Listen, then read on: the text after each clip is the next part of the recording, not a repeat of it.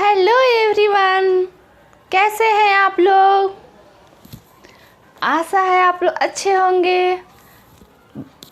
Friends, आज मैं पढ़ाने जाने वाली हूँ साधारण ब्याज, सिंपल इंटरेस्ट, जो बहुत ही बेसिक से पढ़ाऊँगी। अगर आप किसी भी कंपटीशन की तैयारी कर रहे हैं और आपको थोड़ा मैथ से फियर है, ये टॉपिक यानी कि आपको समझ में नहीं आया है, तो आप मेरे वीडियो को लास्ट तक देखिए, आपको ज़रूर क्लियर होगा। ठीक है, तो चलो देखते हैं। यहाँ पे है साधारण ब्याज, सिंपल इंटरेस्ट के बारे में जानेंगे। हमने दो चीज़ पढ़ा था, है ना, साधारण ब्याज और चक्रवृद्धि ब्याज। उसको हिंदी में क्या, इंग्लिश में बोलेंगे कंपाउंड इंटरेस्ट, सिंपल इंटरेस्ट और कंपाउंड इंटरेस्ट। ये हम दो टॉपिक पढ़े थे। तो पहले तो मैं आपको ये बताऊंगी कि दोनों में डिफरेंस क्या है। ठीक है, तो देखो क्या होता है कि मान लो कि पहला ही क्वेश्चन ऐसे दे रहे हैं कि 5,000 रुपये का 20% की दर से 3 वर्ष का साधारण ब्याज ज्ञात करो। ठीक है, ये तो बाद में बताऊंगे, इसका पहले आपको फार्मूला आना चाहिए तभी तो निकाल पाएंगे। नॉर्मल ऐसे समझो कि मान लो कि आप 1,000 रुपया ले रहे हो, 1,000 रुपया। ठीक है, 1,000 रुपया पे हर एक साल आपको 100 रुपया इंटरेस्ट देना है। ठीक है, कितना देना है, 100 रुपया। तो दूसरे पहला साल में आप 1,000 लोन लिए, 1,000 की से लिए उधार, दूसरे साल में आप कितना दे दोगे उसको, 1,000 लिए तो उसको दूसरे साल अगर लौटाएंगे तो 100 रुपया इंटरेस्ट के साथ लौटाएंगे। मतलब कि 1,000 में हम 100 जोड़ देंगे। ठीक है, तो कितना हमको देना पड़ सकता है, इतना। समझ रहे हो। अब मान लो कि नेक्स्ट दूसरे साल में तो फिर भी 100 रुपये इंटरेस्ट देगा। ऐसे इसमें ऐसे होता है। तो नेक्स्ट दूसरे साल में अगर देना होगा तो हम कितना देंगे, जैसे फर्स्ट ईयर्स में हमको 1,100 रुपये देना पड़ेगा, सेकेंड ईयर्स में देना होगा कितना, 100 रुपये इंटरेस्ट है। तो क्या करेंगे हम, इसमें हम 1,100 में हम 100 रुपये जोड़ देंगे, तो इतना हम पैसा देंगे। ठीक है, तो ये होता है साधारण ब्याज। समझ रहे हो आप। लेकिन चक्रवृद्धि ब्याज क्या होता है, उसमें ऐसा नहीं है। चक्रवृद्धि ब्याज में क्या होता है, ये चक्रवृद्धि ब्याज मतलब कंपाउंड इंटरेस्ट। ठीक है, तो कंपाउंड इंटरेस्ट में क्या होता है, इसको चक्रवृद्धि ब्याज ही बोलेंगे।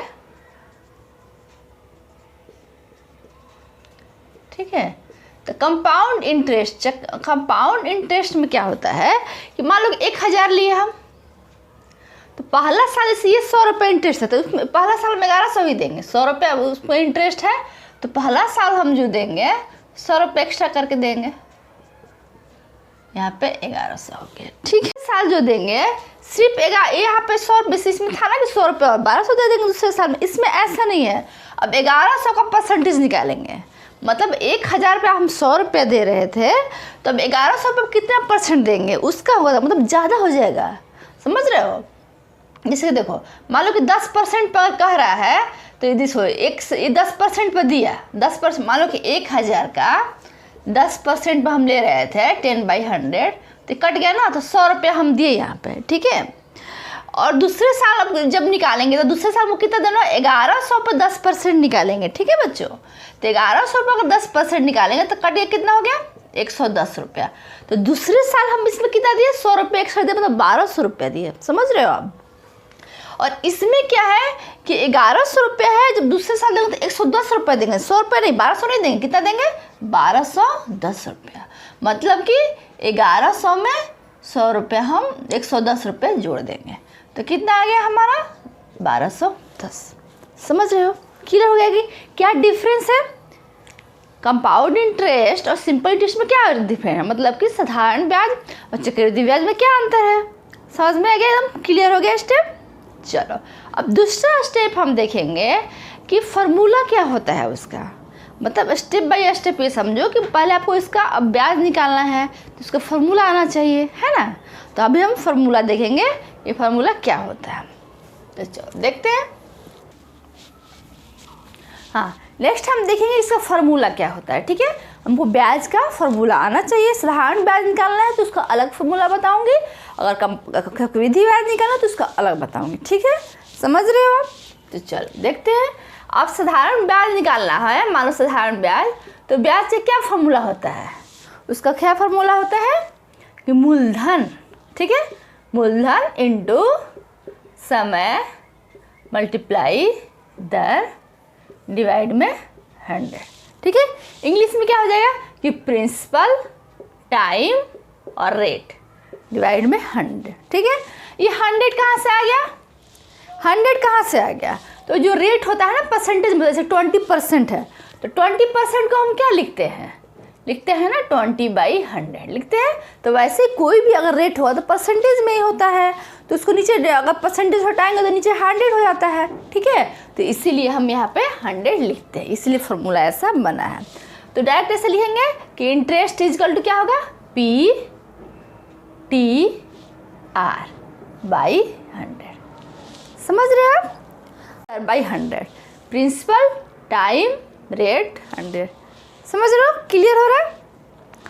अब ये तो सही है, अगर मान लो कि हमको इंटरेस्ट साधारण ब्याज निकालना है तो हम निकाल लेंगे, लेकिन कभी सिर्फ साधारण ब्याज ही तो नहीं पूछता है, कभी पूछ देता है कि मूलधन निकालो, कभी पूछ देता है कि दर निकालो। तो चलो कैसे निकालेंगे वे सब अब देखते हैं। तो देखो, अब मान लो कि अगर तुम्हारा मूलधन पूछता है तो हम क्या करेंगे, ऐसे देखो ब्याज मल्टीप्लाई 100 और नीचे क्या हो जाएगा यहाँ पे समय मल्टीप्लाई दर। ठीक है, अगर हमारा पूछता है दर पूछता है तो सेम ऐसे ही, ब्याज सेम ऊपर ऐसे ही रहेगा, ब्याज मल्टीप्लाई 100 और नीचे यहाँ पे दर के स्थान पे मूलधन आ जाएगा। ठीक है, समय मल्टीप्लाई मूलधन। ठीक है, अगर हमको समय पूछ दे तो उसका भी सेम फॉर्मूला है, बस वो जगह चेंज करता है। देखो समय होगा तो क्या होगा, ब्याज मल्टीप्लाई 100, यहाँ पर समय पूछ रहा है तो दर यहाँ पे आ जाएगा, दर मल्टीप्लाई मूलधन। ठीक है, तो देखो ध्यान से देखो क्वेश्चन क्या है, अगर मूलधन इस ब्याज का है मूलधन समय दर बाई 100, अगर मूलधन पूछ लिए तो ब्याज और 100 मल्टीप्लाई हो जाता है। ठीक है, तो ब्याज मल्टीप्लाई 100 और नीचे समय और दर आ जाता है। अगर दर पूछे तो इसमें भी ब्याज मल्टीप्लाई 100 और नीचे समय और मूलधन आ जाएगा। अगर समय पूछ रहे तो ब्याज मल्टीप्लाई 100 नीचे दर और मूलधन आ जाएगा। ठीक है, समझ रहे हो कैसे हुआ। देखो एक फार्मूला आपको याद रहेगा, उसी से आपको सारे फार्मूले निकल जाएंगे। कैसे, देखो ये इंटरेस्ट है, इसको हम इधर ले जाएंगे तो I मल्टीप्लाई 100 और P जो हमको मान लो रेट चाहिए तो PT को नीचे ले जाओ, मल्टीप्लाई में है तो नीचे आ जाएगा, तो ये R निकल गया। अगर मान लो कि हमको P चाहिए, प्रिंसिपल चाहिए, तो यहाँ पे प्रिंसिपल यहाँ लिख देंगे और यहाँ पे R लिख देंगे। ठीक है, अगर हमको इंटरेस्ट इसी चाहिए, टाइम चाहिए, तो यहाँ पे T लिख देंगे और यहाँ पे प्रिंसिपल लिख देंगे। ठीक है, समझ में आ रहा है आपको, बहुत ही इजी है। तो चलो पहला क्वेश्चन देखते हैं कैसे बनेगा। पहला क्वेश्चन यहाँ पे दिया हुआ है कि 5000 रुपये का 20% की दर 3 वर्ष का साधारण ब्याज ज्ञात करो, है ना। यह हमारा फर्स्ट क्वेश्चन है। तो कैसे निकालेंगे साधारण ब्याज का, हमको फार्मूला आना चाहिए। साधारण ब्याज का फार्मूला क्या है, साधारण ब्याज का फार्मूला है PTR। ठीक है, प्रिंसिपल, टाइम और रेट। तो हम प्रिंसिपल मतलब मूलधन कितना हुआ यहाँ पे 5000 दिया हुआ है, तो यहाँ पर हम लिख देंगे 5000। ठीक है, टाइम कितना दिया हुआ है 3 वर्ष दिया हुआ है, तो यहाँ पे हम 3 वर्ष लिख देंगे। ठीक है, अच्छा अब यहाँ पे फिर क्या है, R कितना दिया हुआ, कितने % के लिए 20% के नीचे 100, अभी 2 0 कट गया, तो कितना आ गया हमारा इंटरेस्ट 3 2 जा 6, 6 5 जा 30। देखो ये 50 है ना, तो ऐसे देखो मल्टीप्लाई करो, ऐसे आप 2 0 कट गया ना। अब यहाँ 50 को मल्टीप्लाई करेंगे 3 से और ये 20 से। ठीक है, अब देखो सारे नंबर को एक साथ मल्टीप्लाई करते हैं, 0 को छोड़ देते हैं, तो 5 3 जा 15, 30 लिख देंगे यहाँ पे। और 2 यहाँ पे एक्स्ट्रा ये 0 है ना, ये 2 0, इसको हम यहाँ पे ऐसे डाल देंगे। ठीक है, क्लियर है। तो 3000 रुपया हमको इंटरेस्ट देना पड़ेगा, 20% अगर इंटरेस्ट देना पड़ेगा 3000 देना पड़ेगा। समझ रहे हो, 2 2 0 कर गया, सम सही हो रहा है ना। तो अगर ऐसा ही क्वेश्चन दे दें और तुम दे दे मूलधन निकालने के लिए कि मूलधन निकालो। मान लो कि यहाँ पर दे देता है कि 3000 ब्याज है। ब्याज कितना है? 3000 ब्याज है। और यहाँ पर दे देगा कि मूलधन निकालो, मूलधन ज्ञात करें। ठीक है, तो कैसे निकालेंगे? अब देखो मूलधन का फॉर्मूला आपको पता है कि ब्याज मल्टीप्लाई 100 समय मल्टीप्लाई दर होता है। ठीक है, तो चलो ब्याज कितना है? ब्याज हमारा दिया है 3000, तो हम यहाँ पे क्या लिख लेंगे? यहाँ पे लिख लेंगे 3000। ठीक है, मल्टीप्लाई 100 और डिवाइड में समय, समय 3, देखो 20। ठीक है, ये देखो कट गया, यहाँ पे कितना हो गया? 1000। ये 0 कट गया, 25 जा। ठीक है, ये कट गया ना, 0 कट गया, 25 जा, और 3 को यहाँ से डिवाइड किया तो 1000 हो गया।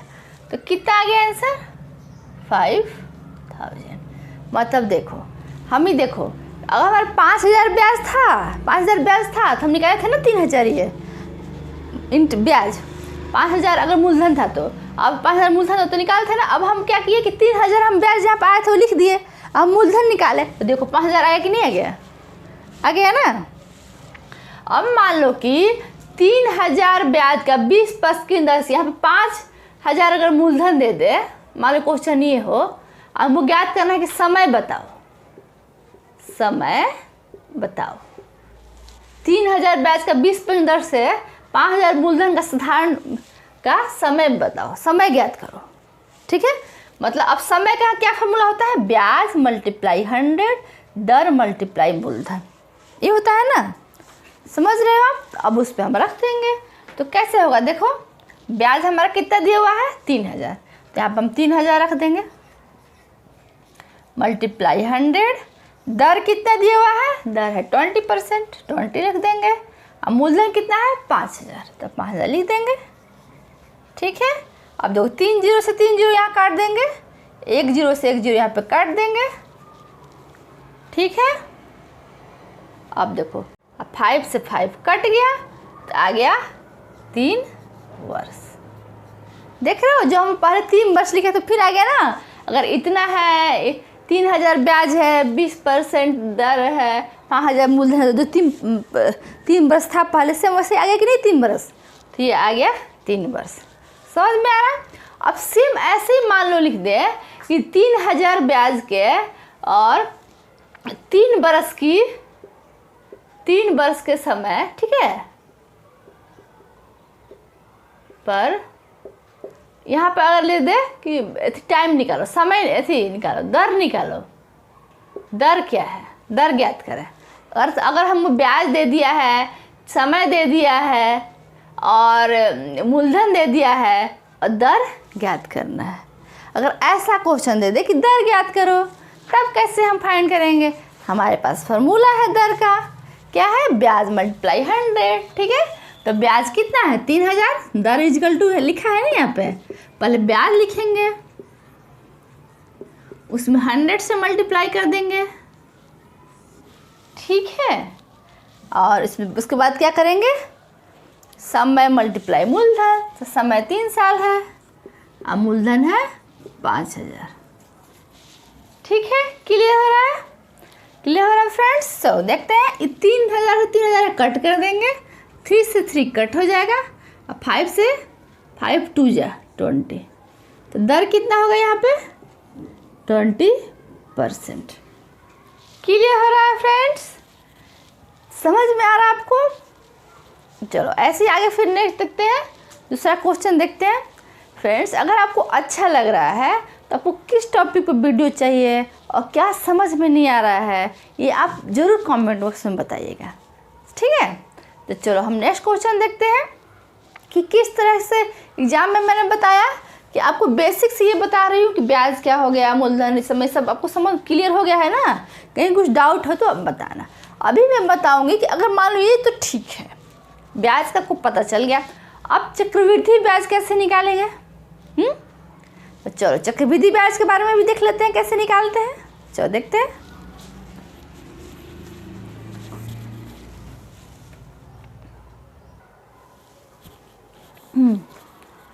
तो अभी बच्चों क्या हो जाता है, अभी हम चक्रवृद्धि ब्याज पढ़ेंगे। उसके पहले मैंने आपको एक स्टेप बताना भूल गई थी कि मिश्रधन क्या होता है। ठीक है, मिश्रधन क्या होता है?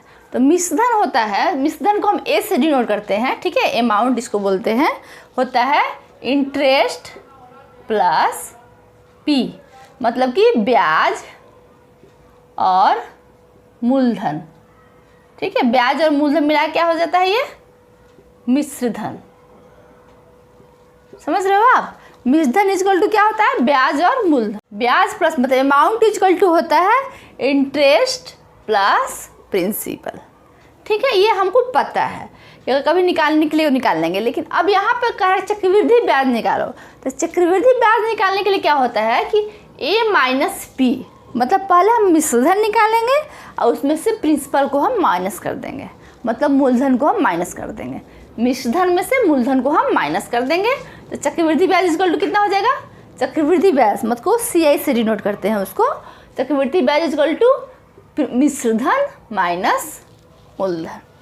ठीक है, तो चलो चक्रवृद्धि ब्याज पहले तो क्या हमको निकालना पड़ेगा इसके लिए, ये मिश्रधन दिया हुआ है तो पहले हम मूलधन तो हमको पता ही है। देखो ये मूलधन दिया है, ये टाइम दिया है और ये दर दिया है, तो पहले मिश्रधन निकाल लेंगे और उसमें से प्रिंसिपल को माइनस करेंगे, तभी तो चक्रवृद्धि ब्याज निकलेगा। ठीक है, तो चलो देखते हैं क्या होता है। ए इजिकल टू होता है P1 R/100। ये फॉर्मूला आपको लर्न करना होगा। ठीक है, ये फॉर्मूला आपको याद होना चाहिए। तो देखो अमाउंट, यहाँ पे अमाउंट देखो हमको पता करना है, जैसे ऐसे सब लिख दो। P मतलब प्रिंसिपल, मूलधन कितना है 12600, तो यहाँ पे 12600 हम लिख देंगे। ठीक है, 1 R मतलब कि रेट हो गया 10%, ये 10, तो यहाँ पर 10 डिवाइड 100। और एन टाइम मतलब कितने साल के लिए, 2 साल के लिए। क्लियर है, समझ में आ रहा है? तो चलो इसको हम सॉल्व करते हैं। 12600, इस ये देखो ये एक जीरो हम काट देंगे। ठीक है, तो क्या हो जाएगा 1 + 1/10 का यहाँ पे 2। ठीक है, चलो अब क्या होगा 12600, इसको ले लेंगे 11/10 कैसे स्क्वायर। समझ रहे हो आप? अब देखो क्या हो जाएगा 12600 11/10 11/10। ठीक है, अभी दोनों को ऐसे कट कर देंगे, यहाँ पे देखो कट कर देंगे। अब इसको मल्टीप्लाई कर दे रहे हैं 126, 11 को मल्टीप्लाई करेंगे तो कितना आएगा 121। ठीक है, जब ये हम दोनों को मल्टीप्लाई कर देंगे तो फिर हमारा कितना आएगा, चलो देख लेते हैं कितना आएगा। मल्टीप्लाई करके देखो 126 और 121 को मल्टीप्लाई करके देखो आप कितना आ रहा है।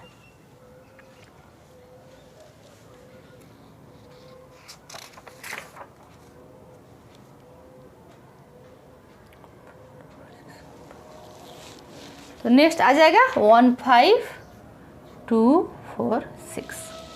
ठीक है, सही है। चलो अब समझ क्लियर हो गया आपको। अब इसमें हमको ये आ गया चक्रवृद्धि ब्याज हम निकाल लिए। अब हमें क्या निकालना है, चक्रवृद्धि ब्याज तो हमको निकल गया, अब हम निकालेंगे क्या निकालना है हमको, ये अमाउंट निकल गया, बल्कि सॉरी अमाउंट निकल गया। तो अमाउंट निकल गया तो हमको CI निकालना है। CI इक्वल टू कितना होगा 1524600। दो कर देते हैं 6 4 12 में से 6 गया कितना है 6 4 + 2 2646। चक्रवृद्धि ब्याज कितना आया 2466। जब भी चक्रवृद्धि ब्याज निकालने के लिए तो क्या करेंगे, पहले अमाउंट निकालेंगे। अमाउंट का फॉर्मूला होता है A = P1 + R/100n। अमाउंट मतलब मिश्रधन होता है हिंदी में। चलो अब इसके बाद क्या करेंगे, P की वैल्यू हम यहाँ पे रख देंगे, R की वैल्यू यहाँ पे रख देंगे, इसको हम सॉल्व करेंगे। पहले इस ब्रैकेट को हम सॉल्व कर लेंगे, फिर जितना आएगा फिर इससे हम मल्टीप्लाई कर देंगे, फिर हमारा आंसर आ जाएगा मिश्रधन का। अब मिश्रधन आ गया तो उसमें से हम मूलधन में से माइनस कर देंगे तो हमारा आ जाएगा CI। क्लियर है, क्लियर है कंसेप्ट। चलो अगर आपको अच्छा लग रहा है तो अपने दोस्तों के साथ शेयर करो। मैंने नया चैनल बनाया है और सब्सक्राइब कर लेना। Thank you.